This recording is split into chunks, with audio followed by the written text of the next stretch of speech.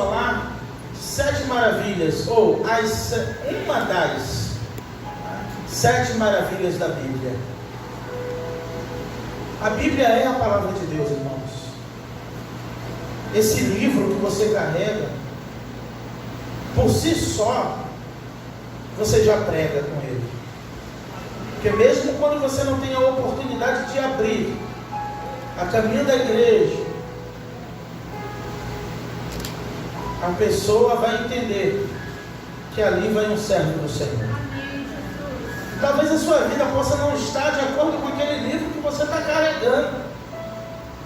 Como o irmão Genildo citou, todos nós somos pecadores. Não tem ninguém que tenha cumprido toda a Bíblia. Jesus disse que se você cumprir 2, você já cumpriu toda a Bíblia. Amar a Deus sobre todas as coisas, o teu próximo como a ti mesmo, fechou a Bíblia, pronto, já cumpriu. Imagina, para Jesus dizer só 2 coisas, imagina aí se é fácil. Nós não conseguimos amar o próximo como a nós mesmos, porque pulamos o primeiro princípio de amar a Deus acima de todas as coisas. Tem gente que diz, não, eu consigo amar a Deus sobre todas as coisas, só tenho dificuldade de amar o próximo como a mim mesmo. Jesus já falou isso porque ele sabia da dureza do coração do homem, da avareza, do egoísmo, da soberba, que jamais o homem seria capaz de amar a Deus sobre todas as coisas. Foi por isso que ele veio fechar o contrato, ele veio pagar uma promissória que a gente nunca ia ter condições de pagar. Que está lá em Colossenses 1, a partir do verso 13. E por isso que Jesus disse que onde está o seu tesouro, ali está o teu coração. Onde está o teu coração, ali está o teu tesouro.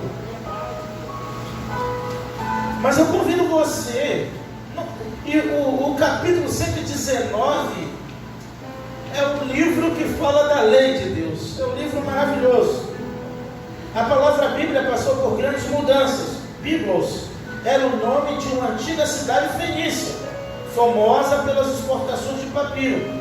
Deste nome se originou a palavra Bíblia, livro, e mais tarde Bíblia, ou os livros, ou da Bíblia, os livros. Então por isso que ela tem esse nome de Bíblia, como já foi dito. Por curiosidade também, essa semana acabei falando sobre isso com algumas pessoas. Por que o nome Bíblia? Por causa de uma biblioteca, ela é uma biblioteca de livros. Mas no Salmo 119 fala de forma precisa, inteiro, dá vontade de você ler inteiro. Quem ama a palavra de Deus quer ler inteiro o Salmo 119. A palavra de Deus, ou Bíblia, tem vários nomes. A palavra do Senhor, Logos, que é o verbo, Escrituras, lei, mandamentos, estatutos, preceitos, normas, tudo isso em um contexto bíblico se refere ao que conhecemos. E há 1500 anos depois de Cristo foi chamado de Bíblia. O primeiro livro impresso do mundo, o livro mais vendido do mundo, a primeira impressão, o primeiro livro a ser impresso, pelo menos registrado, né, na história. A gente sabe que para toda a história tem uma controvérsia. Até para os escritos bíblicos tem controvérsias, tem linhas que diz que quem escreveu não foi Mateus, não foi não sei quem, que não foi Maria nem Madalena que estava no túmulo no dia, mas foi Joana e não sei quem. Eu só sei de uma coisa, irmãos, que ou sendo Joana com Madalena, Madalena com Maria, o que importa mesmo é que ele ressuscitou. O que importa mesmo é que o túmulo estava vazio. O que importa mesmo, um evangelista disse que tinha 6, outro disse que tinha 4. Eu pergunto, estava vazio ou não? Estava vazio ou não? Ele não está aqui, mas ressuscitou. Então essas nuances, esses detalhes servem só para tirar o nosso foco da essência e da veracidade, da inerrância, da infalibilidade, da autoridade da palavra de Deus. E falar desse livro é maravilhoso, além de ser a minha ferramenta de trabalho. A Bíblia é para mim o que a colher é para o pedreiro, o que o bisturi é para o médico. A Bíblia é para mim a ferramenta primária, primordial e necessária. Eu posso tê-la no celular e tenho. Eu posso ter no smartphone e tenho. Eu posso estar aqui amanhã ou depois com um iPad, né? um tablet, com algumas anotações, ou abrir um notebook, ou como o irmão Genildo, um MacBook, com um notebook, mas esse livro vai estar sempre do lado. Eu sou chato, irmãos, eu não tenho crise com isso. Eu não uso porque não uso, mas tenho pensado em usar ultimamente, porque dos 309 sermões que tenho pregado aqui desde que assumi a igreja hoje, eu não tenho nenhum anotado. Eu não uso esboço, eu tenho anotações.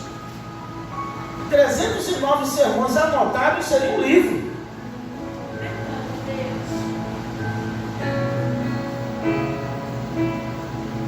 Então, eu não critico, só não substituo nenhum aparelho tecnológico pela importância de subir no altar com o livro na mão. Porque referência, a mesma coisa do púlpito, ele fala por si só. O livro já mostra autoridade. O livro já mostra que você vem em nome de alguém. Por isso que é chamado de Antigo e Novo Testamento, porque com o Testamento você reivindica posses, você reivindica direitos, com o livro na mão.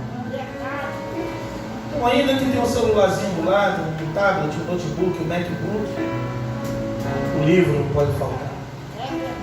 E vamos falar nesta manhã, sem mais delongas. Todo mundo deu um beijinho na flor aqui hoje. Eu falei, não precisa mais eu pregar. Um já falou logo do pneu, mas que é o pneu, mas e tal, o outro da Bíblia. Eu falei, o negócio hoje está gostoso, tá bom. Tá frio mesmo, a gente fica até 1h da tarde aqui hoje. É dia da Bíblia, irmãos. Embora o professor de homilética no seminário dizia que quando você tem mais de 4 tópicos no sermão, você não pode anunciar para a igreja, porque já deixa o sermão, meu Deus, o sermão de 7 tópicos, meu Deus, o pastor já não vai acabar de falar. Mas eu vou ser objetivo porque está em 7 versículos e nós iremos de forma progressiva. Salmo 119, verso 18. Salmo 119, verso 18. Vamos meditar em uma das 7 maravilhas da palavra de Deus, em Salmo 119, verso 18, porque só no Salmo 119 encontraremos mais de 1000 maravilhas da palavra de Deus, da fonte inesgotável. Amém? Todo mundo afiado, né? Diz assim a palavra do Senhor: desvenda os meus olhos para que eu veja as maravilhas da tua lei. Sou peregrino na terra, não esconda de mim teus mandamentos. Minha alma se consome no anseio constante por tuas ordenanças. Tu repreendeste os soberbos, os malditos que se desviam dos teus mandamentos. Tira de mim a humilhação e o desprezo, pois tenho guardado os teus testemunhos. Príncipes sentaram-se e falaram contra mim, mas teu servo medita nos teus decretos. Teus testemunhos são o meu prazer e os meus conselheiros. Fala conosco, Senhor, porque precisamos ouvir a tua voz no dia da Bíblia, comemorado para nós, mas o dia da tua palavra são todos os dias. Aberto, falando, porque só tu tens as palavras de vida eterna. Amém e amém. No Antigo Testamento eles não tinham essa compreensão de Bíblia. A ideia de Bíblia vem também do grego cânon, vara de medir, régua. O cânon, a régua está fechada. E aí nós temos a adição de mais 7 livros, anos depois da Igreja Católica. No Concílio de Nicéia, então, foi definido a 350 depois de Cristo a formação do cânon. Eles tinham uma compreensão, como eu já havia dito, e apareceram vários nomes aqui, testemunhos, decretos, conselhos. Eles tinham uma plena compreensão de Deus com metade da Bíblia na mão. Spurgeon diz no comentário deste versículo, eu tenho uma coletânea dos salmos que eu ganhei, dos tesouros de Davi, e Spurgeon diz que esses homens, no comentário desse versículo, ele conseguia obedecer a Deus, eles conseguiam amar a Deus, eles conseguiam servir a Deus até de forma religiosa, mas só com metade da Bíblia na mão. E Spurgeon, em sua época, século XIX, pergunta qual a dificuldade dessa geração com a Bíblia inteira na mão. Em 2 Timóteo 3,16 vai dizer que toda a Escritura é divinamente inspirada e proveitosa para corrigir, para instruir o homem em justiça. Mas essa toda a Escritura que Paulo diz, era só ler os profetas que ele tinha na mão. Quando ele está encarcerado na masmorra fria, ele diz a Timóteo: me traz a capa, os livros e os pergaminhos. Ele queria morrer meditando nessa palavra, que hoje nós temos completa em nossa mão.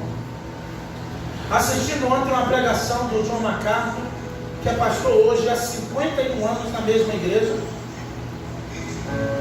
Ele diz, e esse sermão que eu estava ouvindo dele é de 2009, então ele tinha 40 anos de ministério quando pregou esse sermão. Ele disse que, e eu vi a data no YouTube, e ele disse que há 40 anos, na época do vídeo, ele dizendo: há 40 anos eu prego este livro, há 40 anos eu prego a Bíblia na igreja. E tem irmãos lá de 30 anos que me acompanham, pelo menos, que até hoje tem um grupo que não é satisfeito comigo. Esse livro é controverso, esse livro é confrontativo. O salmista disse: para mim foi bom ter sido afligido, para que eu pudesse observar a tua palavra. A tua palavra escondi no meu coração, guardada, para eu não pecar contra ti. É um livro maravilhoso, mas é um livro, irmãos, é uma verdade, e é verdade absoluta, eu queria dizer a vocês, com luz na palavra de Deus. Quando Paulo escreve a Timóteo dizendo que é proveitosa para corrigir e instruir o homem em justiça, dá continuidade no versículo e diz: para que todo homem seja aperfeiçoado, para que todo homem de Deus seja aperfeiçoado para toda boa obra. O propósito desse livro, o propósito da Bíblia, o propósito de você vir ouvir sobre um livro que você já tem em mãos, é de que Jesus mesmo disse que eles eram lavados pela palavra que havia sido pregada na igreja, que havia sido pregada por ele. Ele diz: na verdade vocês já estão lavados pela palavra que eu vos tenho pregado, mas não todos. Quando Jesus disse não todos, é porque tinha um que a palavra não tinha lugar em seu coração. Ele ouviu os mesmos sermões, ele ouviu o sermão da montanha, ele viu o cego enxergar, ele viu o filho da viúva de Naim ressuscitar, mas ele não tinha lugar no coração dele para a palavra. A palavra de Deus, a Bíblia de Deus é para os salvos. Parece um absurdo falar isso, mas eu quero ver uma pessoa sem iluminação do Espírito Santo, sem entendimento de Jesus Cristo, conseguir entender a Bíblia.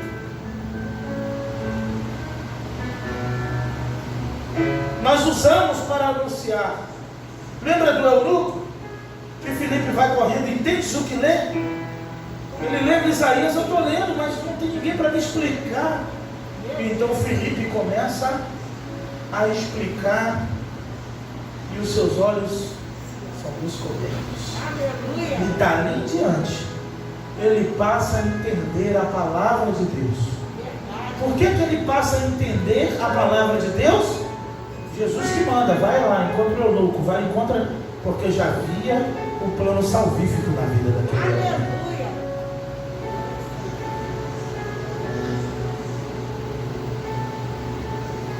No Salmo 119, verso 18, eu vou falar logo a primeira maravilha. A primeira maravilha da Bíblia, a primeira maravilha da palavra de Deus é desvendar os nossos olhos, porque o Deus desse século cegou o entendimento de muitos, cegou o entendimento. As pessoas vivem em busca de tudo menos da palavra de Deus. As pessoas buscam conselhos em tantas coisas, buscam orientações em tantas coisas, menos na palavra de Deus.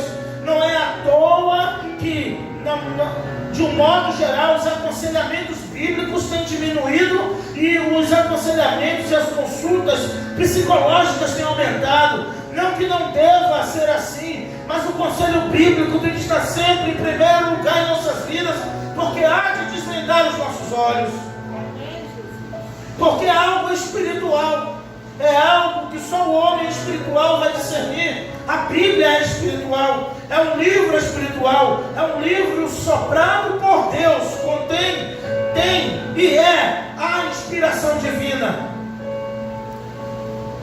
Precisamos entender que sem os olhos descobertos não conseguiremos contemplar as maravilhas da lei do Senhor.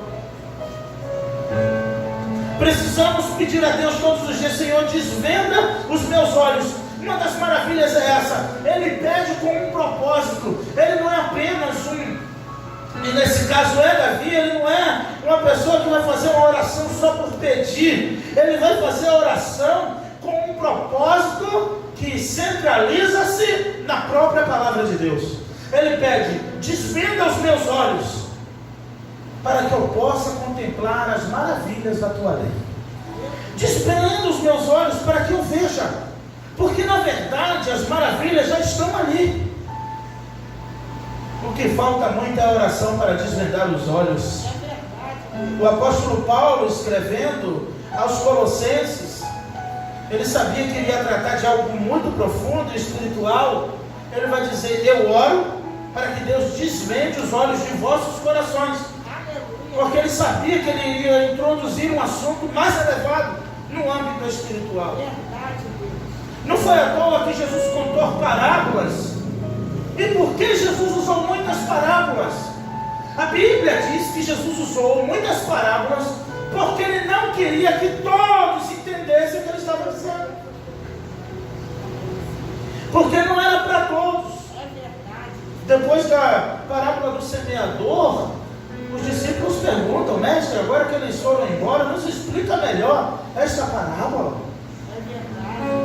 E Jesus disse: eu vos falo por parábola, porque Deus revelou essas coisas aos pequeninos e ocultou aos sábios entendidos. Pode ser doutor, pós-doutor, diante da palavra de Deus tem que ser menino, tem que ser pequeno, senão não compreende, senão não entende.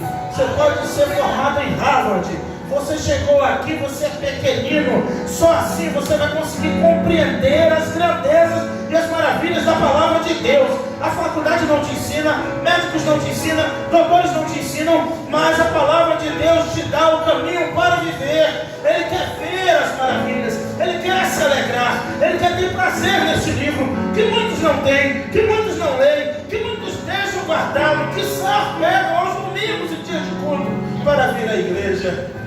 Sabe o que está te faltando? Quando você olha para ele, não sente vontade de ler? Sabe o que está te faltando? Às vezes que você olha e diz: hoje não. Está te faltando desvendar dos olhos para contemplar as maravilhas da tua lei. As maravilhas da lei de Deus. Ele sabia que já estava aqui, ele só queria enxergá-las. Ele sabia que essas maravilhas existiam, ele só queria ver beleza nelas. Ele sabia que essas maravilhas existiam, mas ele queria ver os seus olhos brilharem, ele queria ver os seus olhos saltarem diante das maravilhas do Deus que fez os céus e a terra e o mar e que nele há. Com quantas maravilhas você tem se alegrado da palavra de Deus? Peça a Ele nessa manhã para desvendar os seus olhos.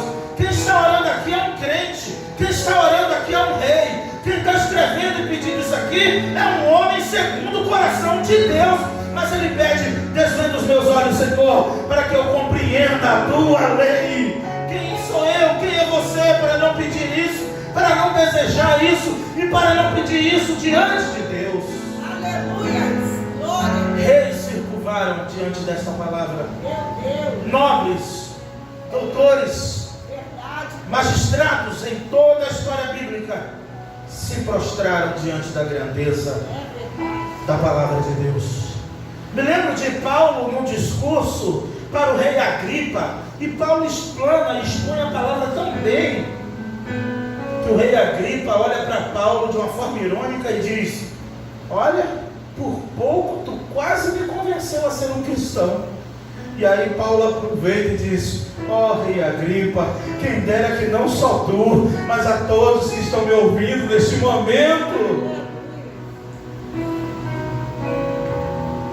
A segunda maravilha está no versículo 19: eu sou peregrino na terra, não esconda de mim os teus mandamentos. O peregrino é um viajante, o peregrino é um nômade, o peregrino é alguém que anda sem destino certo.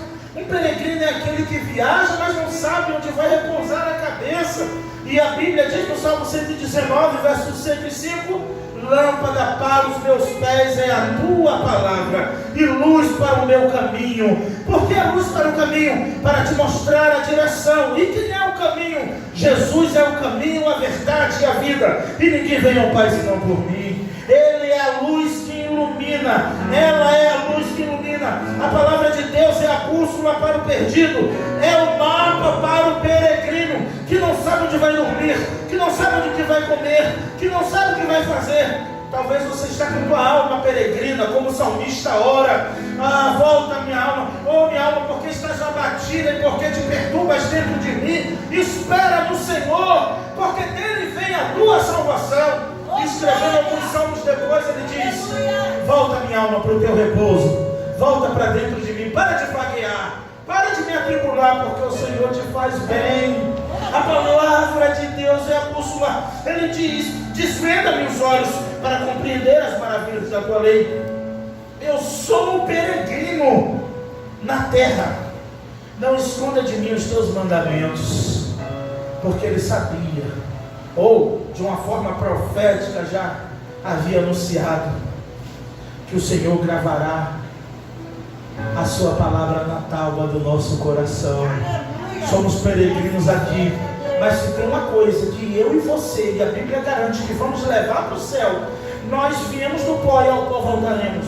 Nós não levaremos nada, mas se tem uma coisa que iremos levar dentro do nosso coração, mesmo com o corpo transfigurado, um corpo de glória, é a palavra de Deus. A única coisa que você pode levar deste mundo, enquanto você tem oportunidade, grave as palavras de Deus em seu coração. Não precisará ensinar o filho, nem os filhos aos pais, ninguém precisará ensinar a palavra uns aos outros, porque eu, Senhor, já terei gravado a minha lei na tábua dos seus corações. Todos nós viveremos com esta palavra dentro de nós, em nossos corações, na presença de Deus, diante do majestoso, excelso, sublime Senhor da palavra, Jesus Cristo, Verbo de Deus. Aleluia! Glória a Deus! Meu Deus! A terceira maravilha da palavra de Deus é o remédio para a ansiedade. Todos os homens de Deus oravam ansiosos, mas não eram ansiosos porque tinham que pagar o aluguel no dia seguinte, não eram ansiosos porque tinham que passar numa prova. A ansiedade desses homens era diferente. A ansiedade desses homens, como Davi vai dizer: a minha alma tem sede de Deus, como uma terra seca e sedenta onde não há água. A corça, a quilômetro de distância, ela sente o cheiro das águas e ela começa a bramar, ela começa a agonizar pelo simples cheiro de terra molhada. E só de saber que a quilômetro de distância ali está uma fonte de águas, ela já começa a bramar, ela já começa a ficar ansiosa. Ela não sabe exatamente em que direção está e ela corre errante, seguindo o seu instinto, o seu faro, até encontrar aquele rio para que ela possa beber, ou um lugar que tem uma raiz mais profunda, que tenham águas para que ela possa beber. Esses homens tinham esse tipo de ansiedade. Essa geração sofre com a ansiedade do mal do século 21. Essa geração sofre com a ansiedade que Paulo descreve aos Filipenses Não andeis ansiosos por coisa alguma, mas as vossas petições sejam conhecidas diante de Deus, com oração e súplicas. Pedro vai dizer, lançando sobre ele toda a vossa ansiedade, porque ele tem cuidado de vós. Mas esses homens ficaram ansiosos para ver a presença de Deus, para ver a grandeza de Deus. Moisés, pode uma coisa dessa? Deus falava com ele face a face, como quem fala um amigo. Um dia Moisés, ele não pede, ele não ora, ele roga, ele implora.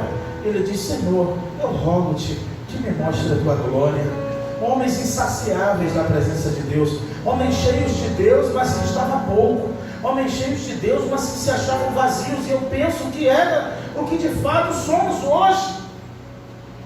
Se esses homens com tanta intimidade com Deus oravam tanto ansiosos pela sua presença, se esses homens que tinham um chamado profético de Deus viviam dessa maneira, a mendigar a presença de Deus. E ele diz aqui, a minha alma se consome no anseio. Ou na tua tradução pode estar, a minha alma está se consumindo de ansiedade. Por causa dos problemas, por causa das lutas, por causa das dificuldades. Ele poderia dizer, por causa dos inimigos. Ele diz, olha aí comigo, a minha alma se consome num anseio constante, intermitente, diário. A minha alma fica ansiosa todos os dias, por causa das tuas ordenanças. Ordenanças vem de ordens. E Deus, quando dá uma ordem, é para ser obedecida. E a alma dele estava ansiosa pela parte mais autoritativa da palavra de Deus, as suas ordenanças. Ordens são ordens. Tem pedidos e tem ordens. Tem coisas que Deus pede que nós façamos, mas tem coisas que Deus ordena que façamos. E ele diz, a minha alma fica ansiosa, se consome dentro de mim, constantemente, por tuas ordenanças. É contraditório, é controverso a tudo que estamos acostumados a ouvir, ou pelo menos o que achamos que precisamos ouvir. Então existe uma ansiedade que não é pecado. Converta a sua ansiedade à ansiedade pela lei de Deus. Pega essa sua ansiedade por todos os seus problemas e direciona ela à tua Bíblia. Abra, leia, e tu encontrarás descanso para a tua alma. Abra, leia, e você encontrará respostas. Algum mosquitinho espiritual vai soprar na tua cabeça, sem parecer que é ele, mas é ele. Eu estou ansioso agora, o que vai adiantar ler? Eu estou preocupado, o que é que vai adiantar eu ler? Não, eu estou preocupado com essa situação, para que pegar a Bíblia? Eu estou angustiado com esse problema, mas enquanto eu não resolver esse problema, essa angústia não sai. É mentira do diabo. A tua angústia vai sair, a tua depressão vai sair, o teu medo vai sair, a tua angústia, a tua aflição vai sair, quando você se debruçar nesse livro, e você vai encontrar descanso para a tua alma. E aí você vai para resolver os teus problemas com a tua alma satisfeita da palavra de Deus. Amém. Outro benefício da palavra de Deus, e o quarto benefício para Deus, benefício para a igreja, mas não para os soberbos. Não pode deixar de ter uma etapa para os soberbos, arrogantes, maldosos, maliciosos, homens de ânimo dobre, homens de má fé. Tem os de pequena fé, tem os de boa fé, tem os de grande fé e tem os de má fé na congregação dos santos. E você? Mas a quarta maravilha é que ele repreende os soberbos. A Bíblia diz que Deus resiste aos soberbos e dá graça aos humildes. A Bíblia diz, humilhai-vos debaixo da poderosa mão de Deus, e no momento certo Ele vos exaltará. A Bíblia não diz que os humilhados serão exaltados. Isso aí foi convertido em jargão popular. A Bíblia diz que aquele que a si mesmo se humilha, o Senhor exaltará. E aquele que a si mesmo se exalta, o Senhor o humilhará. Não é? Passou uma prova, sofreu uma humilhação no trabalho, ou alguém, os humilhados serão exaltados. Não, não. Aquele que a si mesmo se humilha, o Senhor o exalta.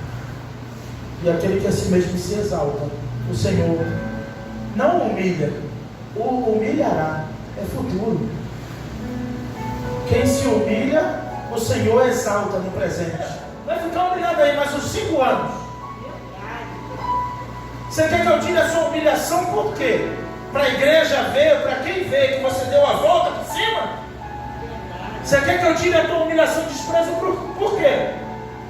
Para você dar um brado de vitória diante dos teus irmãos? Verdade, Deus. Davi disse: unge a minha cabeça, prepara-me uma mesa na presença dos meus inimigos. Davi não queria espada para os inimigos, ele queria comer com eles. Unge a minha cabeça com óleo e o meu cálice transborda. Para quem que você quer que Deus tire a tua humilhação? Está se sentindo humilhada, humilhado? Está passando alguma situação de desprezo na tua vida, na tua família, no trabalho? Você quer que Deus tire? Por quê? Para quê? Às vezes é melhor não dar Red Bull à cobra.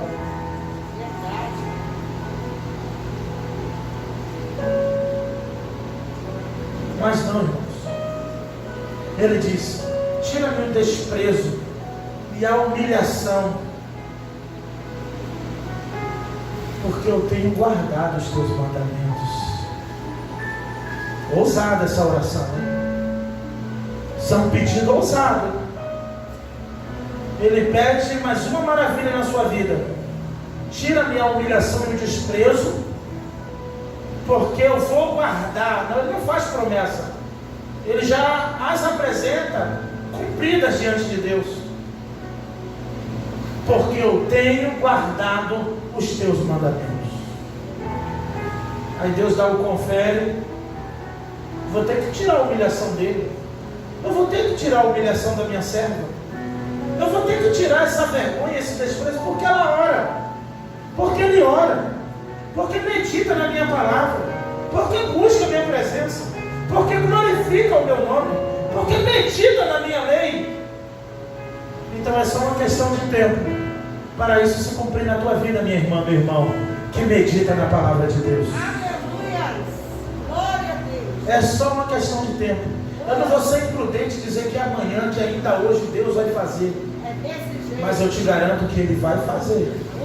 Porque no Salmos 37, versículo 4 diz: deleita-te no Senhor, e Ele concederá o desejo do teu coração.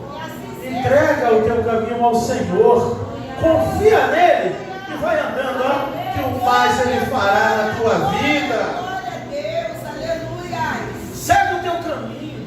Oh Deus, maravilhoso! Confia nele. Meditou, se deleitou, levanta, vai trabalhar. Meditou, se deleitou, vai estudar. Meditou, se deleitou, segue a tua vida. Meditou, se deleitou, orou, leu. Relaxa, fica tranquilo. Não se desespera, que a resposta vai chegar na hora certa na tua vida. Relaxa, vai chegar. A provisão de Deus vai acontecer. Abraão, homem de tanta intimidade com Deus, imagina como estava o coração daquele pai, Mancarnésia. Mulher, vai ali com o menino, adorar e já voltamos. E ele sabendo que Deus mandou ele matar o menino. Ele chega para os moços no pé do monte e diz: olha, vamos adorar e já voltaremos. E a promessa martelando, a ordem martelando: eu quero o garoto morto, em sacrifício. Sobe o pai com um cutelo, um canivete afiado, o fogo, a lenha, e o menino com os olhos vendados, deitado como sacrifício. Ele monta a lenha, o fogo, vamos dizer, não sei o que ele levou de inflamável, mas vamos supor que fosse um óleo diesel, um querosene. E o menino fala: pai, o menino tinha experiência com o sacrifício, que seu pai era adorador. Isaac entendia o que era um sacrifício, que ele disse: pai, tem o fogo, tem a lenha, tem o cutelo, mas cadê o cordeiro? E Abraão responde: Deus proverá meu filho. Para si, não é para mim. Ele não diz Deus vai prover para mim, ele diz Deus proverá para si um cordeiro. E quando aquele pai levanta o cutelo para matar o menino, o anjo brada: não, Abraão, não faz isso. Tu já destes a maior prova de amor a Deus por isso. E quando Abraão olha, não é que aparece um cordeiro preso entre os gravetos? Eu imagino Abraão enchendo o peito, igual a irmão Antônio quando vê aqui você fala do pneu, mano. Eu não falei, meu filho, que Deus proverá? Estou dizendo.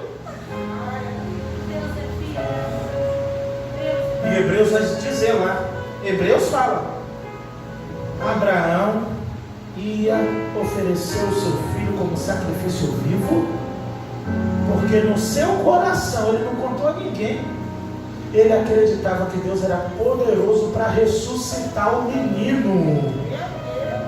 Ele foi com tanta certeza dizendo assim: eu vou matar, mas Deus vai ressuscitar meu filho. Eu vou degolar ele, mas Deus vai dar a vida, não sei como, mas Deus vai fazer.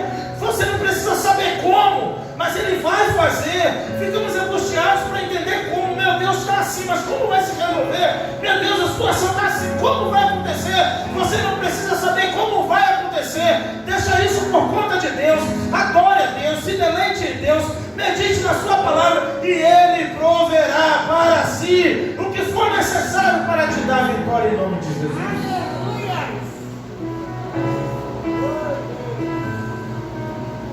Tira a minha humilhação e o desprezo, porque eu tenho guardado os teus mandamentos. A intimidade de Abraão, eu estou citando como ilustração, era tão certeira que ele sabia: eu não sou perfeito, mas eu estou com moral com Deus. Eu não sou perfeito, mas eu estou em dia com o Senhor. Eu oro, eu medito na sua palavra, eu me deleito na sua lei. Então tira-me a humilhação e a vergonha, ou o desprezo. E desprezo cá para nós, irmãos, ninguém gosta de se sentir desprezado. Eu tenho que dar uma frisada nisso. Tem gente que adora desprezar, mas não aguenta ser desprezado. Tem gente que ama esnobar os outros, fingir que não vê para não falar, desviar a rota, esnoba porque não acha aquela pessoa digna o suficiente para fazer parte do seu ciclo de amizade, despreza porque aquela pessoa não pensa igual, despreza porque não consegue manipular aquela pessoa, então ela não me serve, é descartável, despreza, mas não aguenta ser desprezado.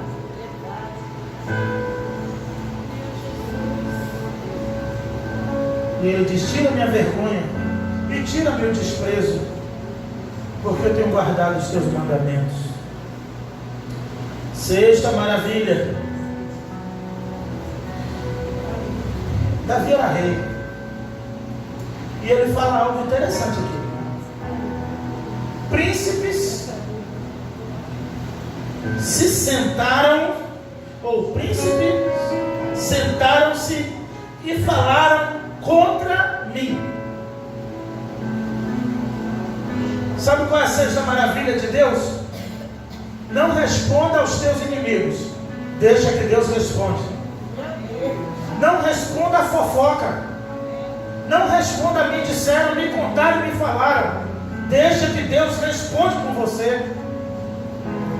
Não responda a afronta, deixa que Deus responde por você.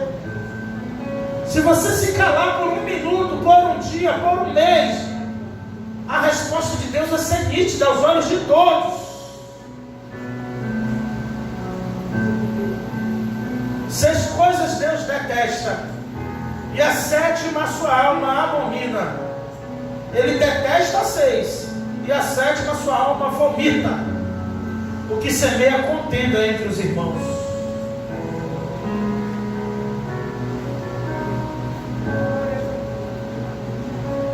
Na parábola do joio e do trigo, a fazendinha lá estava toda direitinha, irmãos. A fazenda do trigo estava toda direitinha lá. O trigo crescendo bonito.